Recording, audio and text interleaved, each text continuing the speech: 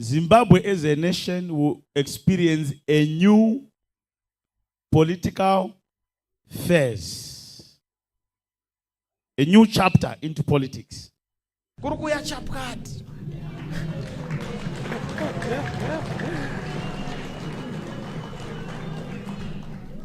Kurukuya chi? Chapkati. Chapkati chinosumuka chibva pasi tiri kuronga chapkati. Ende achimisike kana uri ani chapkati chinokupwatisa. Ora. Ndabuda mdaini, ndaloka madozi, ndapita machira. Ndapeza kuyabota. Nawo zangu zinotanga ndiri pampeda. Tose gumba ndatoita meta. Ora. Zvakatangana maya kandirumira nemhiripiri. Yo, it's like okay TV, right? That's a new favorite channel starting from today. Guys, I've come up with a very, very interesting subject because I know ndozoti munoda kuprofita stereka vana muZimbabwe munoda kuprofitwa. Eish! Vana muZimbabwe munoda kuprofitwa.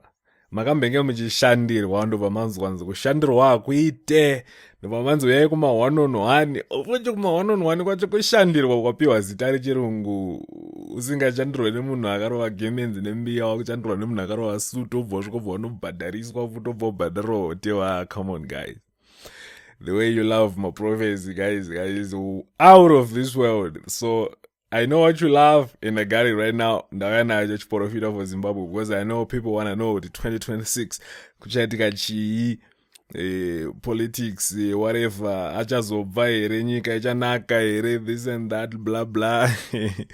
Ndaina just profita guys. Vai vanogona kuinterpreta, yes, tukuda comment section because up paroda ka interpretation up. Because this prophecy, yes, ineka musanganiswa so isadza neschuka because pane kakuprofita, pane kakuganza, pane kapolitical analysis futi karimo imomumu. So paroda vanhu vanonyatsoteerera vanoteya nzeve hapadi vanhu vachanza emotions aritika. You gotta watch this prophecy together. My name is God K. If you're watching this channel on Facebook, help me reach 10k followers. And if you're watching this video on YouTube, help me reach 5,000 followers, 5,000 subscribers, guys. Yeah. Mada 5,000. Please, just subscribe, like, and share this video. Panapa to no analyze I'm a same one, guys, each and every time, and to no corrector. But what is munu? This and that, muchawana nemshitika pa video, it's going to be interesting, so let's go!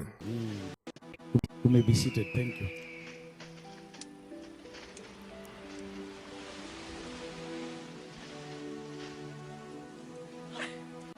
Amen anonzwika.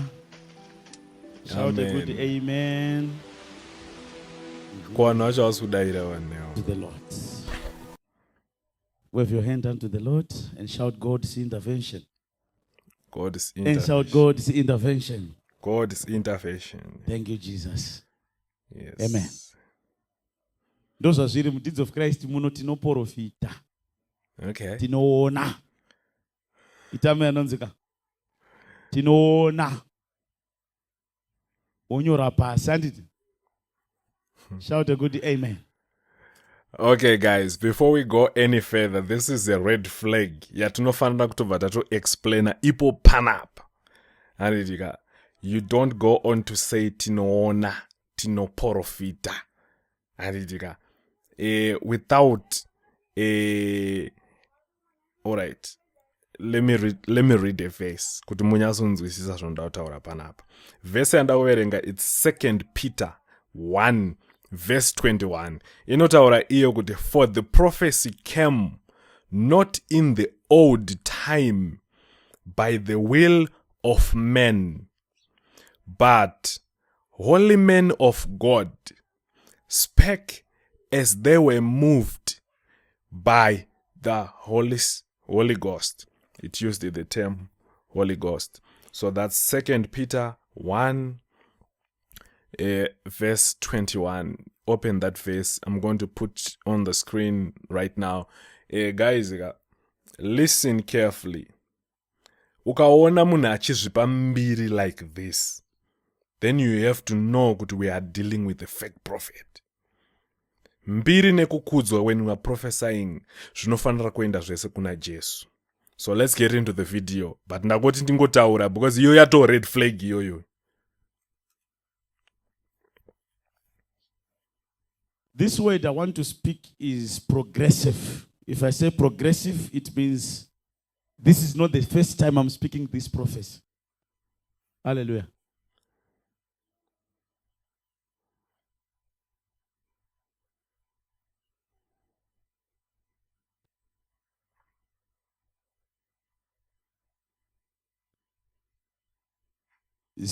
Zimbabwe as a nation, hallelujah, will experience a new political phase. Okay. Amen. Zimbabwe as a nation will experience a new political phase. A new chapter into politics. Kurukuya chapkati.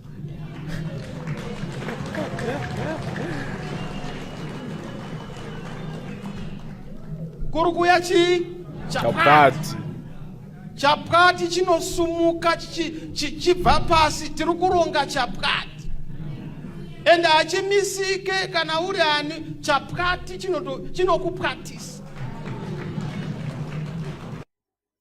And this new chapter will include a man. As this new chapter, guys, ndo chapati here. Chapter zoro kuti chapati here. Who is retired from politics. It will involve that man who is out of politics, who has opted himself out of politics. That man will come into this phase I'm talking about.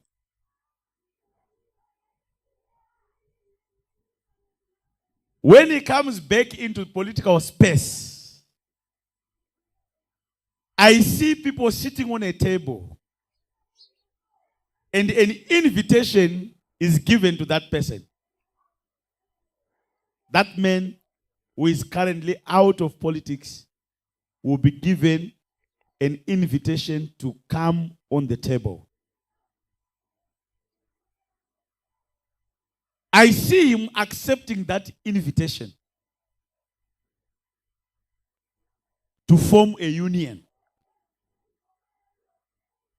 Meaning to say we are going into a season where those who formerly opposed each other shall come together.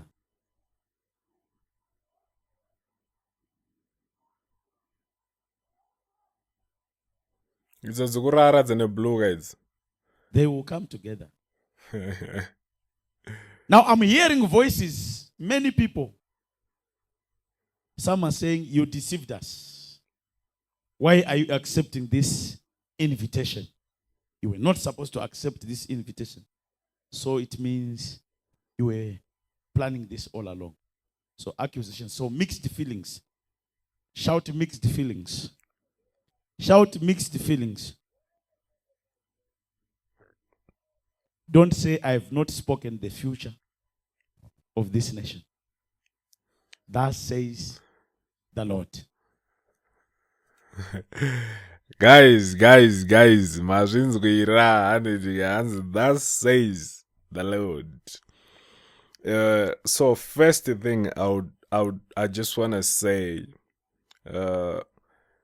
atizere sutinoona ndo chinhu chandautanga kutaura maprofita mafundisi nemaapostoli atizere sutinoona anoona ndemwari anditika Mwari, there's a difference between kuona nekuoneswa. Anditi, kana kuudzwa zvakaonekwa. Anditi, kana kuoneswa zvakaonekwa. There is a difference between the two. Because kana yo uchiti unoona, which means kuti unoona panguva dzaunoda kuona. Munyatsopabata, unoona panguva dzaunoda kuona. Kana usiri kuda kuona panguva dzausiri kuda kuona, hauoni. That is what you are saying. Kana uchiti unoona. Munyasopabata ipapo.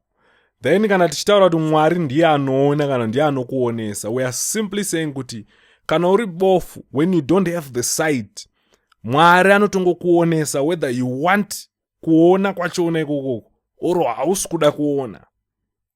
Mwari anotokuonesa.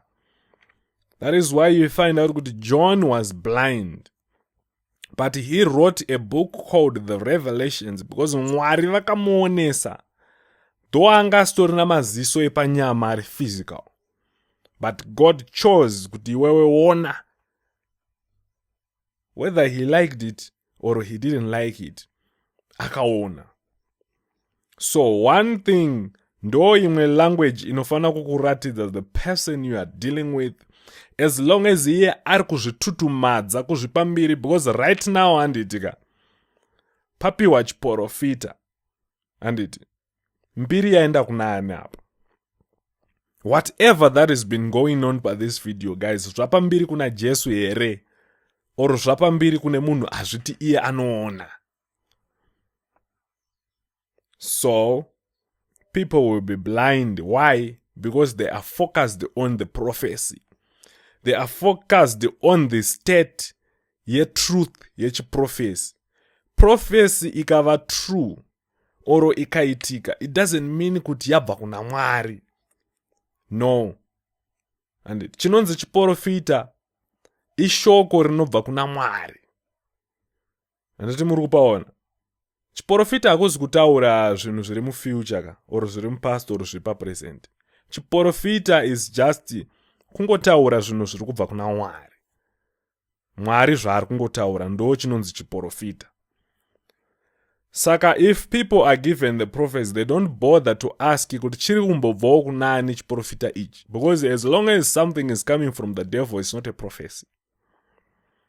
Inotopiwawo zvimwe zvinhu, inotopiwawo rimwe zita zvanotopiwawo. So if I see men like these vanozvipambiri, whether wazvino zvabvawo kuna Mwari, apostle or prophet ndo vasinawo zvavo discipline yekungogona kungoexpressawo zvavaudzwa naMwari vasina kuzvipa nyembe. But the book of the Old Testament Bible rinonongedza kuuya kwaJesu pa first coming. The New Testament rinonongedza second coming yaJesu. Each and everything that happens mu Bible or mu church or whether a prophecy zvinofana kunongedzera pana Jesu. And if we don't find Jesus pane zvese zvaprofitwa nhasi nemurume uyu, if we find himself speaking and self-proclaiming pamberi pevanhu kuti anoona, then we do not have a prophecy.